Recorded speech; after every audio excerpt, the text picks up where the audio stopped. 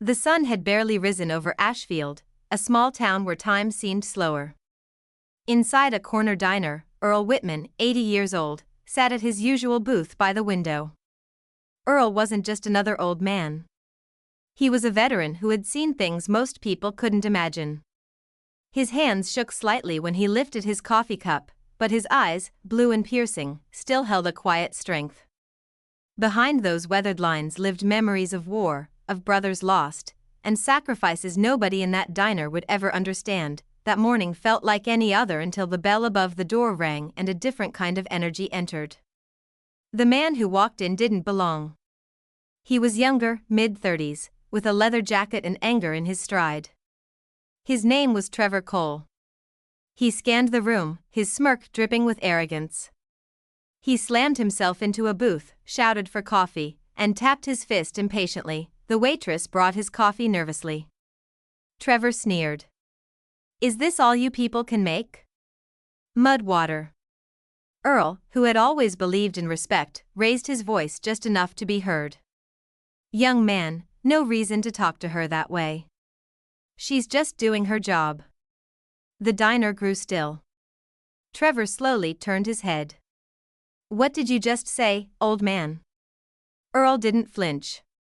"I said, be kind. It doesn't cost you anything." Trevor stood and walked slowly toward Earl's booth. When he reached it, he leaned close. "Kindness? What's an old fossil like you know about kindness?" Without warning, his hand lashed out. A sharp crack filled the air as Trevor's palm struck Earl's cheek. The sound silenced everything. Earl's face turned slightly with the force, but his eyes never left Trevor's. No anger, no fear, just a calm, quiet dignity. "That's what kindness gets you," Trevor spat. Nobody moved. Nobody spoke. Earl slowly dabbed the corner of his mouth with a napkin. "You don't know what battles really are, son." The diner stayed frozen in heavy silence. Earl sat with his toast untouched, his hand trembling slightly now. He didn't cry. He didn't shout. He simply sat, shoulders squared. The waitress whispered, "I'm so sorry, Mr. Whitman." Earl gave her the faintest smile. "Not your fault, dear." Outside, the sound of motorcycle engines faintly echoed. Time slowed. Earl thought of his son, Caleb. He whispered his son's name under his breath, a prayer more than a hope. Trevor stood again, towering over Earl. "You've got no one left to fight for you." Just then, the roar of multiple motorcycle engines thundered outside. The clock struck noon and the storm entered. The door swung open. Leather jackets, heavy boots, and unmistakable presence. At their center was Caleb Whitman, Earl's son. Around him were members of the Hells Angels. Caleb's eyes found his father immediately. He saw the red mark on Earl's cheek. His jaw tightened. Without a word, Caleb walked across the room. Trevor's grin began to fade. Caleb reached his father's booth and dropped to one knee. "Who did this?" Earl placed a hand gently on his son's arm. "It's all right, Caleb. Let it be." But Caleb's eyes lifted, finding Trevor. "Stand up." Trevor hesitated, then rose slowly. "You think it makes you strong to hit an old man?" Caleb's voice stayed calm. Trevor forced a laugh. He had it coming. Caleb's eyes darkened. "That's my father." Earl's hand grasped Caleb's wrist with surprising strength. "Son, don't.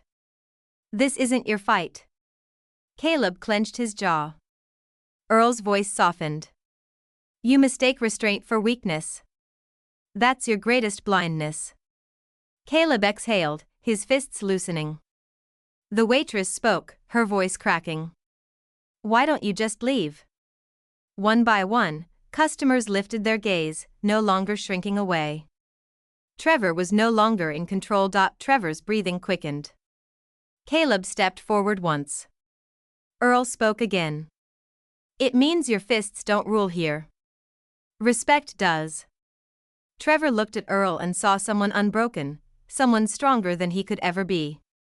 For the first time, Trevor's eyes lowered.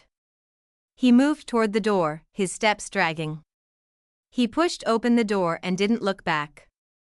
The diner exhaled as one. Caleb leaned forward. I should have, Earl interrupted gently. No, son. You did exactly what you needed to. You stood. And sometimes standing doesn't mean striking. Caleb nodded slowly. I get it now. Earl smiled faintly. Good, because the world doesn't need more fists. It needs more hearts. The diner slowly returned to life. Earl turned to his son. Caleb, a man's true strength isn't measured by how hard he hits. It's measured by what he protects. Earl reached across the table. Promise me, son. When the world pushes you, don't just push back. Stand taller. Caleb's eyes misted. I promise, Dad. When Earl finally stood, the diner rose with him out of respect. Together, they walked to the door, the Hell's Angels falling in step behind. Outside, Earl lifted his face to the breeze and closed his eyes, whispering words no one else could hear. Respect always wins. Caleb looked at his father as the strongest man he had ever known. Together they walked into the light.